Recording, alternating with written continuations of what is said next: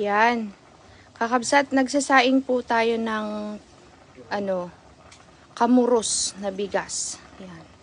Ngayon pa lang po ako makakatikim nitong kamuros. Galing po ito kay Ate Rina, yung binigay sa atin nakaraan.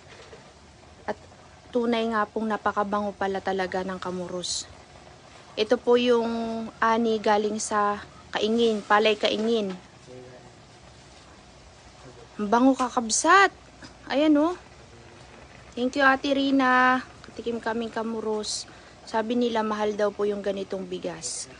At ito po, may natira pa. Ito yung natirang bigay ni Ate Rina. Ganito po yung itsura niya. Pag tinignan mo siya ng sama-sama, kabsat, yung bigas, para siyang Egyptian rice. Mabibintog. Pero pag konti na lang, para na siyang normal rice. Ayan. Palay kaingin.